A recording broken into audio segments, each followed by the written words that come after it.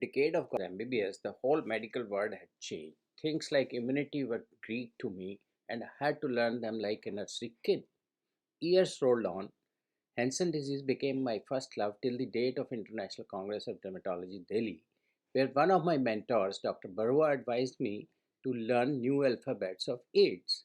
I basked in the glory of the rising sun for quite some time, maybe a little more than a decade. Then the new language started appearing on the horizons of the derma world. Although cosmetology became first attraction, yet the basics remained elusive for many chronic ailments.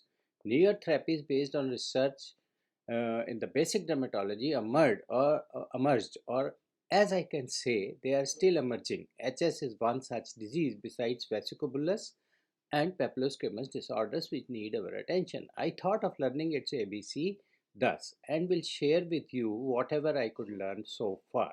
Additions to the knowledge to complete the essay will be tried in the present session and the audience input.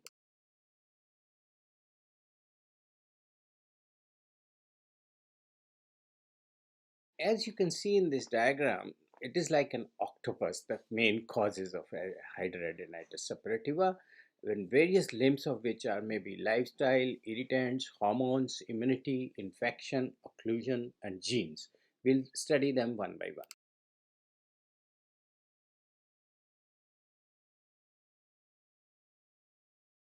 Into those causes I have enumerated, we have to see that how it occurs. You think it is a stool on a standing on two type of things. There are two theories, apocrine and follicular occlusion. And primarily it is believed that thick skin is there. Secondarily, what happens is apocrine is blamed, and this theory has been refuted by Shelley and Kahn in an experiment in which they could cause in 25% only after giving atropine impregnated tape. And the second theory is follicular occlusion. Atenos reported in all the cases.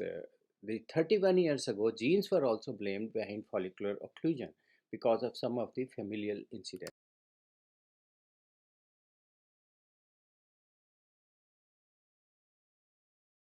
Let's look at the non-follicular theories. The abnormal apocrine secretions, excess or none, influence the acroinfundibulum.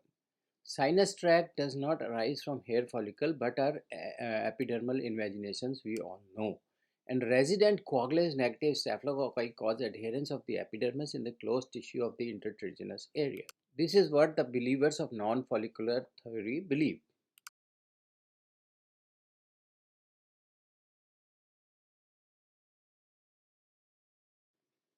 Again, when we talk about the hormones, it is very controversial. There are some people who do not believe that hormones play a part, and as they see some aggravation during menses, others in postmenstrual period or pregnancy alleviates it. All these suggest that low estrogen levels leading to no suppression of the androgens. Those who believe in the androgens find that it is not seen in prepubertal age, it is not seen in eunuchs. Anti-androgen treatment is usefulness is associated with that, and it is associated with obesity and hirsutism. Excess of androgen known to increase keratin production, coarsening of hair shaft leading to follicular occlusion. So there are some people who are for the theory, some people who are against the theory of hormones. It is controversial.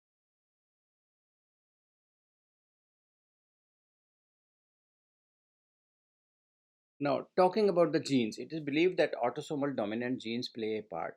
34% of the first degree relations were found to be suffering in a study by Fish-Simmons and Gilbert. And various genes like SNN1, NCSTN, nicastrin on chromosome 1 in the region of 1p21 and 1q25, same place where A1 gene causing acne inversa is mapped. Uh, Zobulus et al. Found four genes behind the causation in 5% patients only. They blamed the genetic mutation in subunit of gamma secretory, integral to the skin function through an effect on non signaling. Now, the pattern of mutation suggests loss of function of gamma secretase component of SEN and three cofactors nicastrin, sannin, and APH1. Although these mutations occur in only 5% of the people, yet they explain a clinically separate subgroup.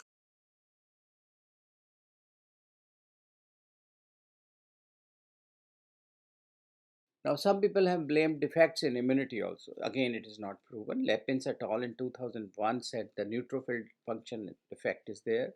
Borbelis in 2007 said the decrease in natural killer cells and low response of monocytes to bacteria occurs. It was also suggested that there is an increased expression of TLR2 by CD68 and CD209 dendritic cells. They were reported. Like psoriasis in patients with HS, IL-12 and 23 mediators of AI destruction are abundantly expressed by the macrophages.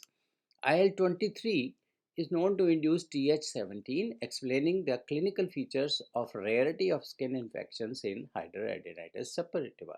But believe you me guys, more studies are needed for this autoimmune theory.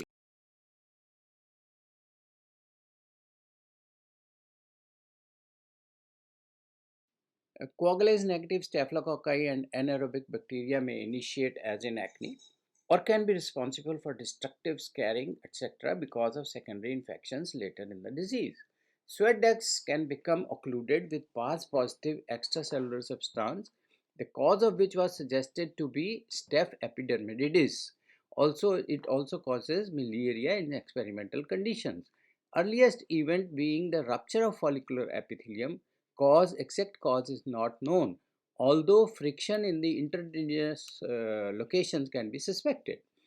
And this rupture is followed by a foreign body like reaction to the spillage of foreign body material leading to foreign body granuloma. Colonization of coagulase negative bacteria usually aggravates the chronic infection.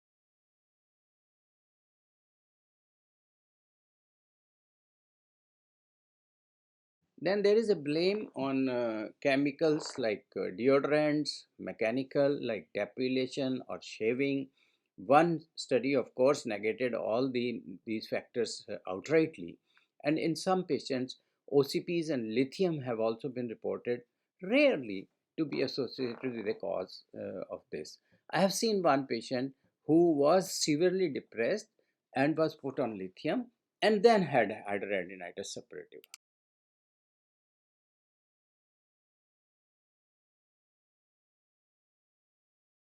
Now, I feel that lifestyle as a part of metabolic syndrome is the most important thing in the causation of and continuation of hidradenitis suppurativa.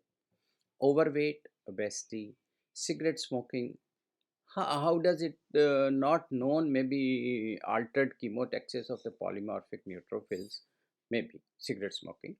And mechanical stress may also trigger, for example, heat, sweating, and that is why you see deterioration in summers in one third of the patients.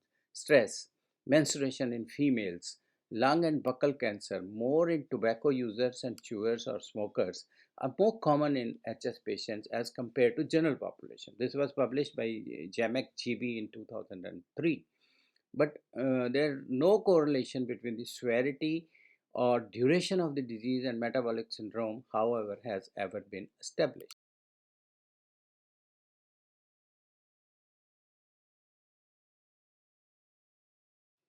Now, when we talk about the pathogenesis, we understand that the follicular occlusion or plugging obstructs the apocrine gland and perifolliculitis results. This infection may be caused by the resident bacteria or other factors which are similar to acne causation, but this is uncertain. And the infection then leads to rupture of the follicular epithelium, maybe friction, leading on to inflammation and foreign body granulomas. This is probably the pathogen.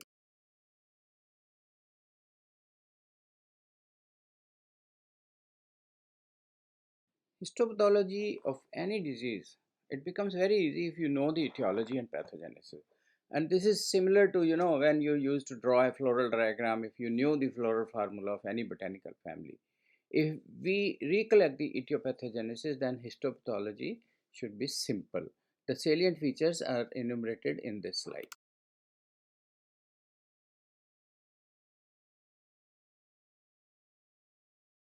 Subject has some memories for me, good and bad. First, a good one. I have successfully used biologics in a couple of cases. Now, a bad and confusing one. My life partner was diagnosed to have by some great dermats too. Uh, but ultimately suffering from HS, but ultimately it turned out to be a rare malignancy. And the route to diagnosis was through the malignancy of skin, BCC, eccrine or sweat gland tumor, tumor of the modified apocrine gland, or axillary breast in the axilla, etc. etc. There was a lot of confusion even amongst the pathologists. And the hormonal effect of HER2 new receptor was defining moment for its lethality. Looking 1.5 decades back, I still find myself at crossroads of finding cause for HS. Who knows? Apocrine hormones, intertriginous sites causing friction, or genes. Um, my partner's mother had a CA and GIT plays a part. We are still where we were, but for some detailed insights and research. Thank you.